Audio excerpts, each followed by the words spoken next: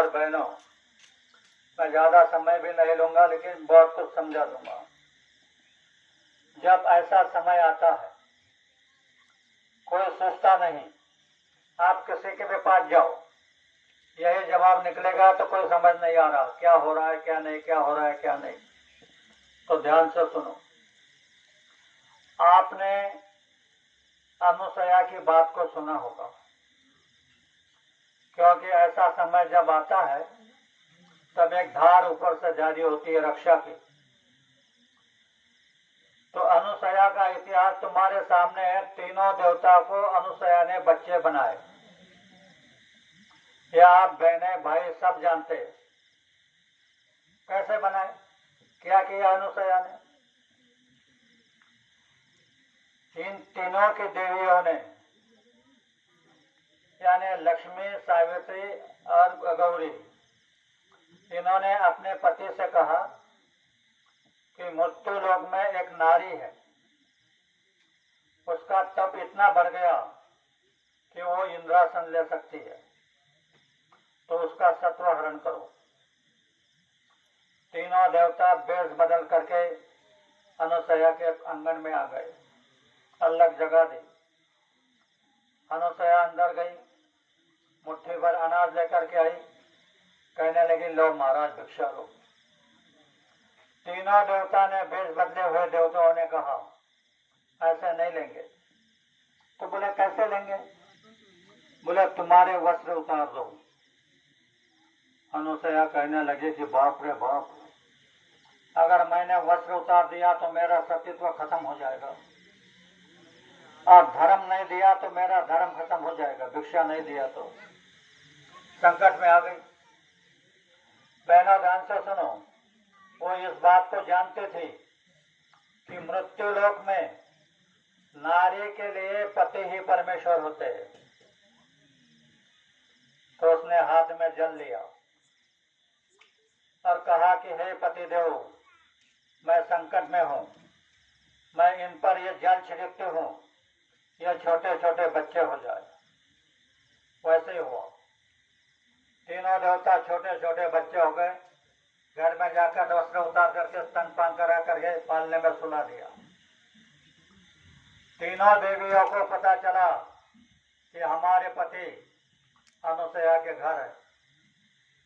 तो तीनों देवियां आई, हाथ जोड़कर कहने लगी अनुसया से, माता जी हमारे पति हमको वापस कर दो। अनुसया ने कहा कि वो सोए है, पालने में ले जाओ। अब वो जो लक्ष्मी विष्णु को उठाने लगी तो उसने ब्रह्मा को उठा लिया। ब्रह्मा हाथ पर झटकने लगे, रख दिया।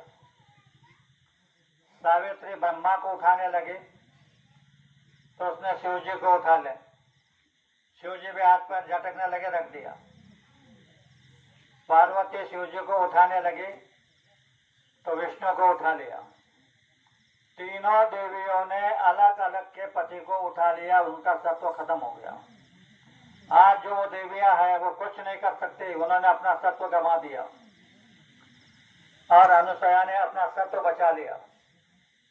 मैं आपको एक बात बताना चाहता हूं, अभी तुम्हारे ऊपर बहुत भारी संकट है।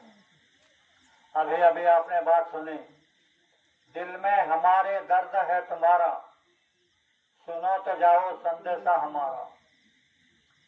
तुम्हारे लिए तड़प दुख अगर कोई है तो महात्माओं को है। ना बाप को, ना माँ को, ना भाई को, ना पत्नी को, ना बहन को, ना किसी को। यह सब स्वार्थ के है। महात्मा को तुम्हारा दर्द है, वो तुम्हारे लिए बहुत कुछ करना चाहते हैं, पर हमारी आदत खराब हो गई। हम बुरे कर्म करने लगे और बुरे नतीजे हमारे सामने आने लगे। तो माताओं, मैं आपको आदेश नहीं देता, प्रार्थना करता हूं, हर बहन, धरती के लिए, नारी के लिए पति ही परमेश्वर होते। तो कोई भी बहन अपने पति की सेवा तन मन लगा करके करे, उनके आदेश का पालन करे, भूल कर भी उनसे झगड़ा न करे, तीन बातें। बहनों, इन तीन चीजों की पालना तुमने कर ली तो मैं बाबा जी के साक्षी में बोल रहा हूँ, बकवास नहीं कर रहा हूँ। तीन चीजों की पालना कर ली तो तुम कहोगे क्या होगा? समय खराब आया नहीं, अभी आ रहा है। तो तुमने देखा कि इधर से तूफान आ रहा है, टीन के पत्रे उड़ रहे हैं, घर के छप्पर उड़ रहे हैं।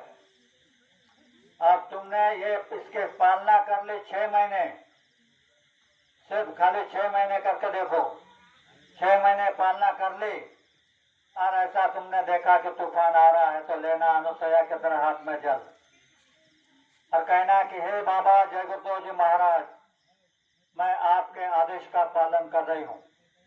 यह तूफान किनारे से जाकर थम जाए, तूफान बंद नहीं हो जाएगा तो बाबा जी को बाबा जी मत कहना।